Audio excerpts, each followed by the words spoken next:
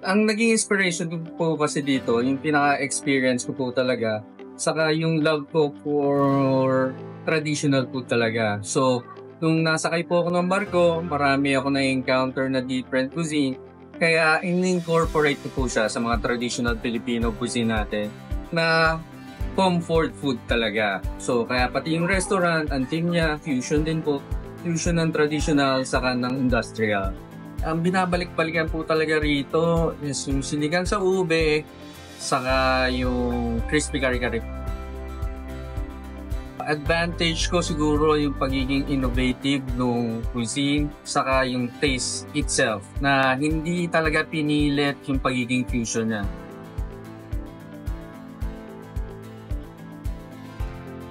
Brad, I'm excited! Saan ka excited? It's food! At hindi lang yung food ang ating Yes. pinuntahan dito. Siyempre, itong napakagandang historical ancestral na house na ito na na-convert bilang isang restaurant. Kumbaga, napaka-hardworking ng bahay na ito. Bukod sa dati, ibinahay nito ang kanilang mga ninuno. Hindi ba? Ngayon, masasarap na pagkain pa rin naman. Ang At ang inihahain pa rin kagandahan nila. ng mga bahay dito sa Imus My Friend, no? Mga lumang bahay. Oo. No? Hindi nila basta-basta sinisira. Tama. So, imagine, kapag kumakain ka, may kalakip na kasaysayan, history, Yan. di ba? Ng pamilya, Yan ang ng gusto bahay, ang natin. iyong na-imbibe. Kaya Yeah. magandang umaga sa ating mga kabarangay dito. Pasukin natin ang bahay na ito. Let's Ang go. may-ari ay si Ginong Clark Dominguez. Clark Dominguez, let's Yes. go! Hello po! Tao po. Tao po! Magandang umaga po. Ay, hello po! Kamusta po kayo? Clark! Good morning. Ayan ang mga kabarangay. Magandang tanghali po sa Ayan. inyo. Magandang tanghali po. Umaga! Welcome po sa Claros Diner. Yan! Eto Formerly Hybrid Project po. Ayun. Ang ganda naman ng lugar na to, my friend. Thank you, thank you. Tingnan nyo mga kabarangay. Oo. Tingnan nyo naman ito ha. Diba? So, imagine mo itong ating Lugar na to. lugar na ito ay dating bahay, isang Tama. ancestral house. Kailan itinayo ang bahay na ito, Clark? Clark. Mga 80s pa po. Ayan. So 80s itong bahay, pero I would think this is older. More than 80s po. Kasi ako po, nagre-rent po lang talaga rito sa mga paredes po. Kasi yung mga ito lang, yung mga panel Ito. na to. Apo. Ito. Di ba? Yung mga yan. Yan, yung mga bakal sa labas. Itong paano Yan, na to. pinerserve ko po talaga Baka yan. masira ko. Para hindi po mawala yung pagka-traditional ng bahay talaga. Oo, niretain nila. Ay, nakakatuwa rin itong inyong restaurant, hindi ba? May mga batibot chairs kayo. Apo. Correct. Kita mo yung ganda-ganda ng batibot Yung chairs batibot nila. chairs nila, Even yung mga yan. detalye ng mga baso. Kahit ito Barrel. Oo, yung mga Barrel ba muebles. to? Opo, barrel po yan. Nakita ko Yung po mga yan sa muebles. Tagaytay. So, ang ginawa ko, naisipan ko, gawin na lang pong lamesa. Tama. Pinahati ko po sa gitna. Tama. Kumbaga, ang meron sila rito ay parang rustic feels. Apo. Ganun yung Diba? gusto- And ganun yet ang homey. romantic. Kahit itong piano, existing din ito. Oh. Yan po, yan. Kasama po yan dun sa bahay. Talagang nirenta rin din po. Actually, Telepono. yan matagal na rin po talaga. Hindi na nga lang po talaga nagana kasi Hello? may mga pyesa pong Hello, Mr. DJ. hindi na po nagana. Oo nga eh. Alam niyo ba kung Ito, paano ito piano, ganda, pakita no? natin yung piano. Ayan, o. Tignan nyo Hindi naman. naman, hindi na umiikot, pero ganyan yan, ginagawa yung number. Tapos bumabalik po yan. Ang ganda, my friend, ng lugar. Ito, anong na original na ano to, o pinagawa nila? Ito po, pinagawa na lang po Customized. ito. Para naman Pinakustomize. sa ano, Industrial feels oo, ng para restaurant. sa syempre modernong panahon na Yes rin, po. di ba? Ng mga customer, ng mga gusto ng mga customer natin. Ang team ko po kasi talaga industrial na traditional. So, pinaghalo. Pinaghalo Same yung with the disiplina, food po. no? Opo. Oh, and speaking of food, Punta maaari na ba natin tayo sa makinig po sa kusina. Sige. Yes po, tour rin po Pwede kayo po sa ba? kusina. Away, Pwede sir, po ba Clark. habang nagluluto kayo, makikitikim-tikim kami?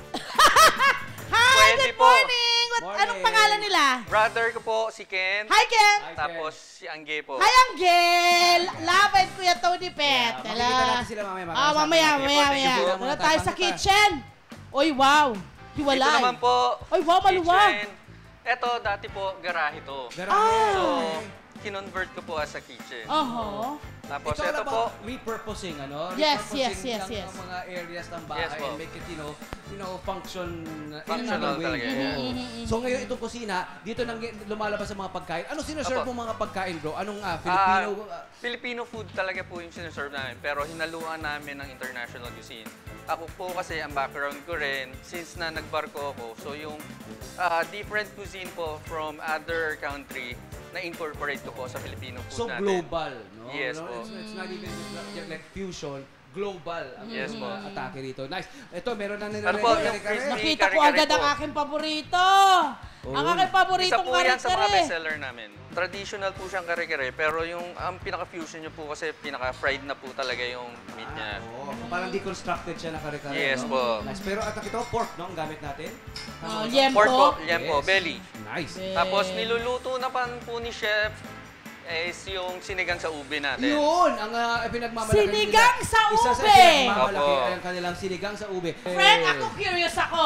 Sinong nakaisip na naman yan? Siya, ikaw na naman. Ako rin po. So lahat po ng menu saka recipe, Bakit ako po. ube? Bakit ube? Actually, infused po siya ng tomka, which is Thai cuisine naman po. Okay. Yung tomka, So may meaning, asin? Apo, Okay. chicken sour soup po yun sa Thai. Ano pa paasim nyo? Kaffir lime leaves o ano pa paasim natin? Souring agent? Souring agent po natin talaga sampalo. Oh, yun. Sa palo. Pwede Yes po. naman. Yun. Very Thai. Actually, tamarind. Di ba Correct. tamarind paste sila Tapos sa ano yan? pasta? May karne? May May ano? karne rin po, Ano? liempo rin po ang gamit. Liempo rin. Apo. Ang Tapos ganda, meron oh. din po siyang gata. Oh, may gata? May gata. Wow! Interesting! So, may gata siya. Ayan, oh. Ganda, oh. Ganda. So, saan kayo kumukuha ng inyong mga supply? Kagaya yan, ube? Kasi hindi yan basta-basta. Local market lang po. Meron na kayo nakukuhanan. Yes po, apo. Okay, yun May ang mga maganda. supplier po kami. Ayan, mga kababayan nating mga magsasaka ang iyong natutulungan. Opo. Ayan, ganda may prek. Ayan na, Prep eto sila. na. Set up na natin ito. Mamaya. Ganda. Ganda nga naman. Kung ako rin naman ang kakain, mako-curious ako kung anong mga food ang Fino-fusion nila, na? Ayan, eto naman tayo, my friend. Dahil bukod sa kanilang masasarap na food, meron din silang pakape. Dito sa kanilang coffee and beverage counter, Yeah. iba't ibang klase ng mga coffee concoctions na lumalabas. Yes. Kompleto experience, no, bro? Kompleto, Para sa kanila, kompleto di po. ba? Kakain, tapos may Meron coffee tayong ending. coffee, meron tayong tea. Siyempre, after nyo kumain, Yes. mas masarap mag-coffee rin. Oo. Ang dami yan, Ano bang mga Meron kape to? tayong mga caramel macchiato, latte, ice latte, ice mocha. Tapos meron din tayong mga May hot americano. Yes po. Hot and cold Hot yan. and cold po yan. Yes. At syempre naman, kung kayo ay mag-experiment ng mga pagkain, ito yung best na pwede niyong puntahan. Kasi hindi ito yung usual na nakakain natin sa ibang restaurant. Yes po. Eh, kain ang pinag-usapan natin. Baka maaari natin subukan yan. Mga kabarangay, ha? Tama po. Saluhan nyo kami, ha? Kakain na kami, ha? Nood Okay kayo, naman, ha? Prepare sabi na po natin natin. kakain tayo. Yan na po. Gusto kayo kakain na kami. Nood kayo, ha? Ito na ang ating mga pagkain, my friend. At nandito na kayong ating kare-kare kanina at yung ube. Ayun, oh. Yun na yun. Sinigang sa ube. Sinigang sa ube. Wow, wow, Ang galing. Ang natikman ko pa lang sinigang sa watermelon. Ganun tayo. meron din pa. Pero this Watermelon. one, sinigang sa ube. Meron din Galing. sinigang sa strawberry. Okay, Meron din. correct. So, tikman natin ito. Ayan. Maraming salamat, Alvin. Ayan. Ayan. Gusto kong matikman ang sabaw nito. Kuha Kuha ko na tayo po dito. kayo. Ayan. Salamat. Ayan. Salamat. Oo, para matikman natin ang mga food na yan. Ah! Okay. Ayan na Anong siya. inspirasyon mo rito sa Sinigang na ube. sinigang na Sa ube. ube? Ito po, Sinigang sa ube. fusion naman po ito ng Thai cuisine. So, Okay. Oo. tomka po ang fusion niya, which means chicken sour soup po sa Okay. Thai. So, yan po, merong gata, meron din basil, lahat po ng herbs and spice po ng mga usual na ginagamit for Thai cuisine. Nandyan po. Wow. Okay, At sige. ang malapot siya, anong pampalapot natin dito? Yung ube na po. Yung- Kasi di ba ano siya, root crop? Oo, Eh, ang so, root crop, madalas talaga yan, talagang malapot. Parang minsan pag nagsisinigang tayo sa gabi, my friend, di ba yung gabi rin, pampalapot? Pampalapot din? din po. Same Oo. thing. Pwede. Sarap. Oo nga, yung mga sinigang sa gabi, ano? Ayan. Tikman na natin ito. Ha? Sana magustuhan nyo po. O hindi, maligaw sa sinigang eh. Okay. Akin na to. Nabiro lang. Ayun pala. Ito po. Asim! Kasing... Nalalasahan ko yung ube. Ooh. Nalalasahan ko yung ube. Maasim tsaka ube na taste. Ang galing. Talagang, ano siya, totoong ube.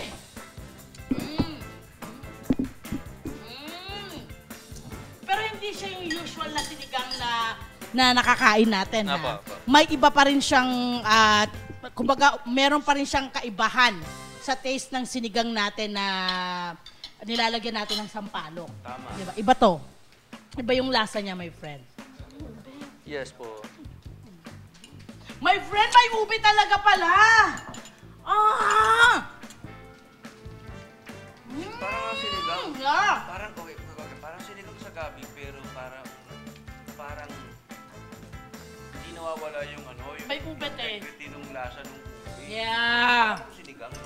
Ano pala? Angat pala ang lasa ng ube pag nilalagay mo sa ganito. Opo. Natitikman mo pa rin kasi iba yung lasa ng gabi eh. Friend, di ba?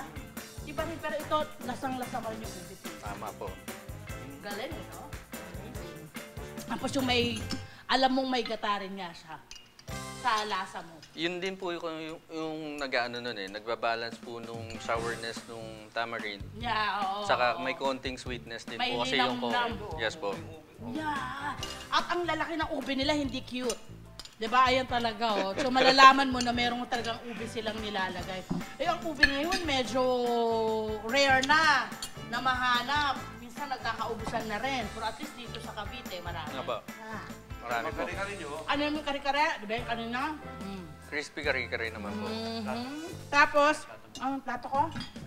Ang dami ko na makakain nito na naman. Yan. Ano ang special sa inyong sauce ng kare-kare? Sa sauce po talaga, yung peanut sauce po talaga. Ano yan? Parang yung usual nyo, kayo mismo ang gumagawa Kami ng na po mismo mani? gumagawa ng mga sauce din po. Ah, wow. Tapos, syempre, with the balance po rin ng... May pagkaano po ko rin kasi yan eh. Parang Northern America na... Western pala. Western, sorry. Na ma-butter. So, malalasahan nyo rin yung butter bukod dun sa peanut po talaga. At bukod dito, kasi may iba't ibang food innovations na ginagawa sina Clark dito sa kanilang restaurant. Itong pinakbet nilagyan ng pesto. Diba? Ito yun, di ba? Ito po yun. Tikman ko Pwede yan. rin yan, di ba?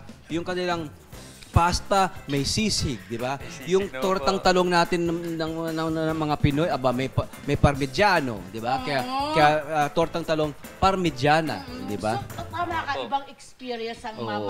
mararanasan ng mga kakain dito. Kasi ibang food po yung familiar sa inyo, pero may ibang twist kayong... Apo. Kaya hybrid kitchen ang tawag dati, ano? Yes po. Oo. Talagang fusion po kasi siya ng dalawang cuisine po. Para siyang lab, parang kang kitchen lab. May Yeah, kitchen ay, lab ka sa loob. ganda. Ganun. O, tikman ko tong yung merong pesto na bilang favorite ko ang pokbot. Ay, Tapos meron din po siyang Sarap yung belly. kare-kare mo. Ha? Sarap. Salamat po, salamat. Isa po yan talaga sa pinabalikan. My friend, masarap din to! Bigyan ko po kayo. Interesting, ang sarap!